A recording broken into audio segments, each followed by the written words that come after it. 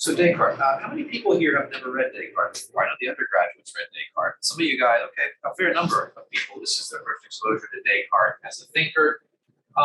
Like Francis Bacon, a couple of phrases of his may have crept into the overall cultural vocabulary. People know Bacon said knowledge is power.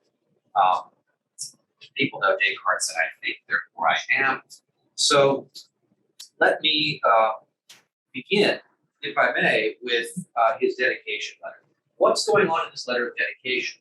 We know that the Meditations were written in 1640, so 3 years after the publication of the Discourse in French.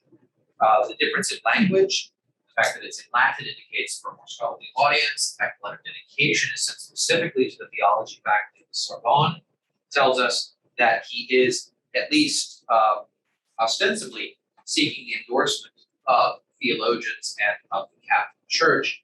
And we have this letter that is kind of obsequious, right? Those most wise and distinguished men. I don't know how much of this is 17th century French letters. I don't know how much of this is sort of flowery language, which nobody truly expects to be sincere. And I don't know how much of it is intended earnestly or ironically. But to simply point out some things here which will help orient us to Descartes' overall project and what he thinks he's doing. First paragraph on page 47. I am confident you two will find it equally right and thus take up its defense, which you've understood the plan of my undertaking. I have no better means of commending it here to you than to state briefly what I sought to achieve in this work. He says, first off, it's been apparent to me for a while that God and the soul of these issues should be demonstrated with the aid of philosophy rather than theology.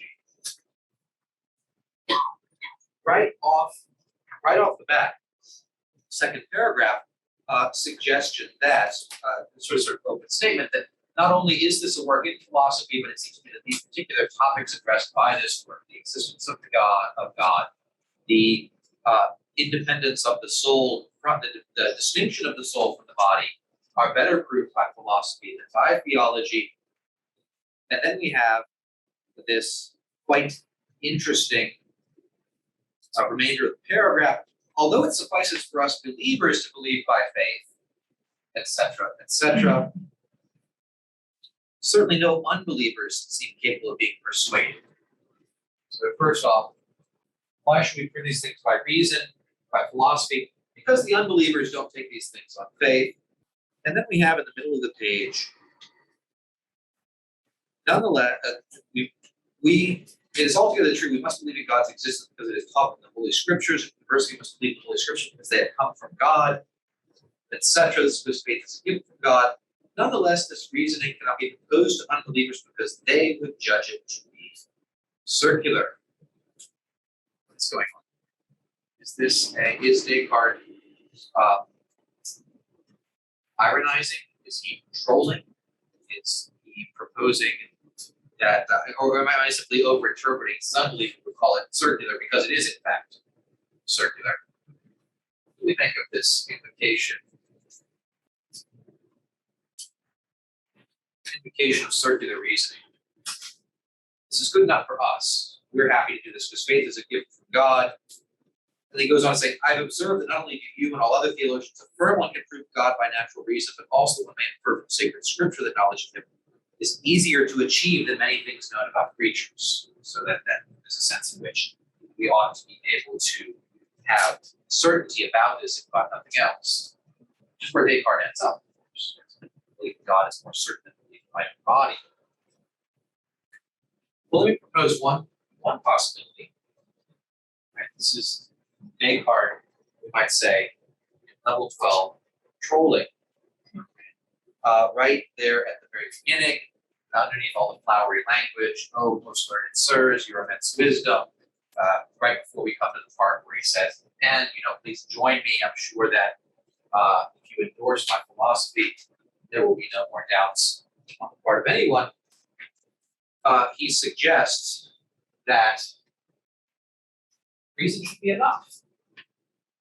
The reason should be enough. If one believes something on the basis of faith, one does not yet have a sufficient rational basis for it, that one's hold on it is inferior.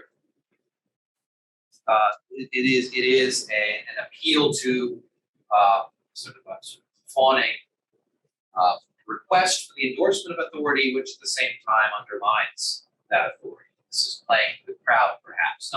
It's not only theologians who read Latin, it is the letter of dedication was published with the Latin edition of the work. So we find a way in which he is, in the process of asking for authority's endorsement of his reason, suggesting that reason is good enough on its own, and these reasons are good reasons. He goes on to say, I know you affirm that these things can be known by reason and with certainty. Then he begins quoting scripture at them. Well, part of what is going on here, and I think Descartes writing at the time of Galileo, and he has reason for caution. We know that he withheld one of his physical works from publication, specifically worried about its reception and implications. So I can't ignore that. I think what part of what's going on here, I think Descartes is pushing both in parts of the text and the content, and also demonstrably in the way that he's writing, the way that he's appealing to the reader, the authority of this natural light of reason. And that people naturally can see on their own, as it were, if they're suitably prepared, they can see the truth for themselves about some things, about the existence of God, about the immortality of the soul, the distinction of the soul from the body, that there is, and it is entirely reasonable for people to do so, and yet, in the very act of writing, say, I really think that my work needs your review and correction, and then hopefully, when it's perfected by you, its popularization and your endorsement. I don't know. Perhaps I'm reading this through too modern, postmodern, or cynical a lens. There may be something going on here that might be quite pleasing. In fact, some of Descartes' readers are sort of on me. I can't believe he wore that T-shirt and sent the president. I can't believe that but he did, and he survived. But what's deeper down here is the authority here. It's your authority. I want your authority. Please give me your authority.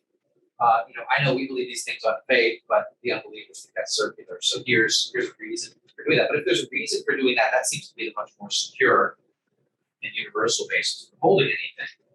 So maybe there's a sort of unstated critique of of theology which would withhold its agreement from this. Some of this, I think, is acted out as well as in the content. After you get done putting scripture, you actually quotes an injunction of the Lateran Council, right? Since Pope Leo told Christian philosophers to refute these arguments, I have done so, and here's what I've done. So a lot of show, certainly, of being very respectful and very much aligned with the project of the church. And it brings up irreligious people. By no means do I agree with them. Some page 48. Nevertheless, I judge that there is no greater task for philosophy than assiduously to seek out once and for all the best of all these arguments and to lay them out so precisely and plainly that henceforth all will take them to be demonstrations. Accordingly, I took it to be my task to publish something on this.